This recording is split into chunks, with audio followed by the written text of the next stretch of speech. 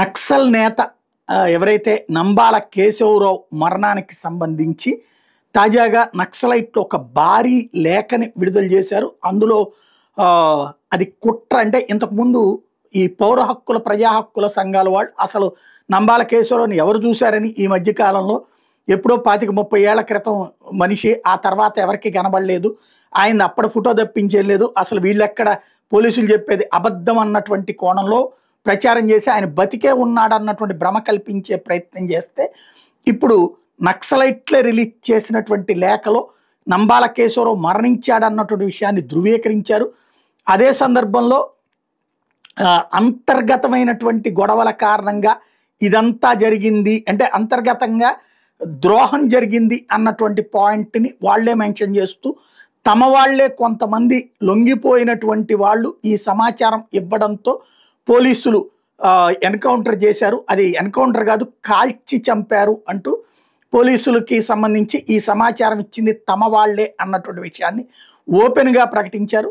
At the same time తమ వాళ్ళని కాపాడుకోలేకపోయాము అంటూ ఆవేదన వ్యక్తం చేస్తూ ఒక భారీ బహిరంగ లేఖ రిలీజ్ చేయడం అన్నటువంటిది ఇందులో కీలకమైనటువంటిది. నంబాల కేశవరావుతో ఉండేటటువంటి అంటే ఆయన రక్షణకు ఒక భారీ టీమే ఉంటుంది.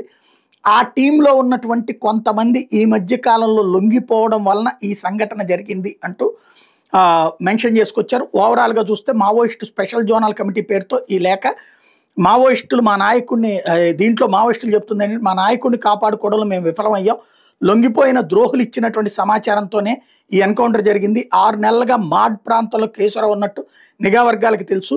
కేశవరావు టీంలో ఉన్న 6గురు ఇటీవల లొంగిపోయారు, వాళ్ళు ఇచ్చిన సమాచారంతోనే ఎన్కౌంటర్ చేశారు. యూనిఫైడ్ కమాండో సభ్యుడు ద్రోహిగా మారాడు, ఏదైతే రికీతో సహా పలువురు ద్రోహం చేయడంతోనే ఎన్కౌంటర్ జరిగింది.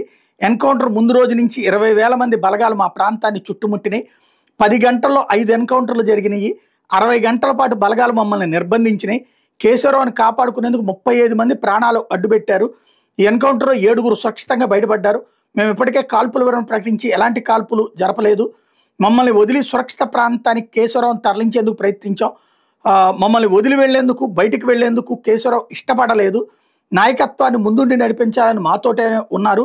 పాక్తో కాల్పుల విరమణ జరిపినటువంటి కేంద్ర ప్రభుత్వం మాతో శాంతి చర్చలు జరిపేందుకు సిద్ధంగా లేదంటూ పాకిస్తాన్తో వీళ్ళని వీళ్ళు పోల్చుకోవడం అన్నటువంటిది విచిత్రం.